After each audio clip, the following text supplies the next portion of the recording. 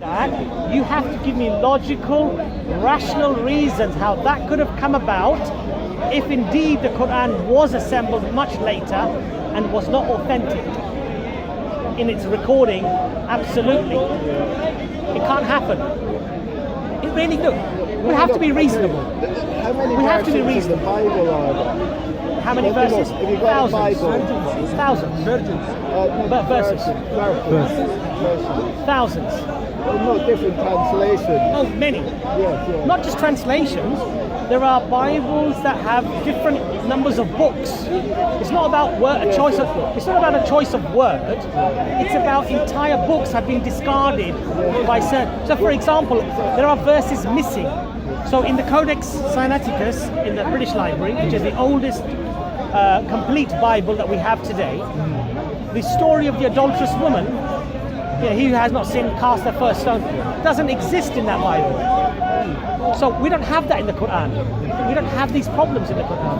Yes, the way the Bible became canonical, I think is the correct word. They got all the books, all the different versions, and they put them on a table, and then they went next door and they prayed. All the priests, the bishops prayed, and when they came back, the correct ones were all piled up. So that's a miracle. Okay, but if that happened, then there has to be certain effects to that miracle, and the effects would be that you would at least possess one Bible today in its complete form. Well, no, the Catholic Church had one Bible. That's how they came to their Bible. But you see, and every Bible had to conform to that canonical version. Yes. And then but if the you same find thing happened with the Chinese text. You're interested. But you see, so Allah there says, used to be lots of different ones of those. Allah addresses that in the Quran. Allah said, had this book come from anyone other than your Lord, you would have found much contradiction with an error in there.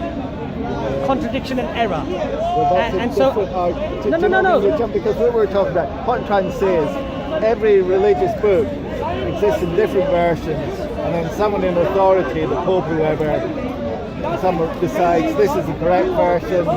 With the Chinese classics, it was the emperor who said this is the correct version. He actually had it carved into the rock. But you see, you're saying that the Catholic Bible that exists today is the word for word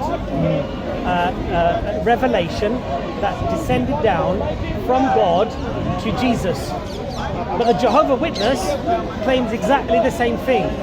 The Protestant, with his different Bibles, the King James Version, the ESV, etc., etc., they all claim exactly the same thing.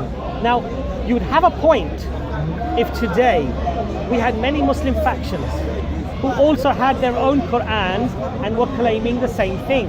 The fact that we don't see that, I think, clearly demonstrates that there's something very different in the way that this book came together and in the way that it was preserved. At the very least, you would have to argue that however that process transpired, it is very different and unique from the process that transpired with the Bible. You'd have to accept that. Well, I would, or it could be that exactly the same process happened. There was someone in authority who said, this is the correct version, burn all the other ones. Anyone who says that this one is wrong, I can punish them. You can't burn it from people's memories, can you? Yes, but it could you can't do that, can you? If I recited the entire Quran, but listen, if I recited the entire Quran, and I was alive at the time of the Prophet Muhammad, peace be upon him, and one of the other caliphs said to me 30 years later, by the way, don't recite that Quran anymore, I'm making this one, don't read that one anymore. Are you going to do that? You're going to say, hold on a second, mate. I learned my Quran from the Prophet of God, and I know my salvation is in obeying God. I'm not going to obey you. He will still secretly go. If he has to do hijrah, he will travel to a distant land. This is what Muslims did. This is what they do. And they will go and teach that Quran. They will not teach a Quran that somebody else told them that we're going to make a corrected version.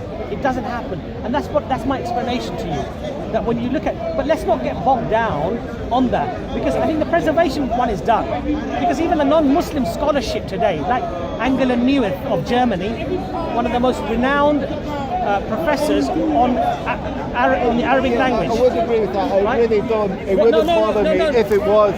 But she's not Muslim. No. She's not Muslim. No, She's saying. I'm just saying what you're saying about. I'm just saying there's holes in that argument. But if for the sake of argument, it's happy to say that the Quran you have now is exactly the Quran that was recited.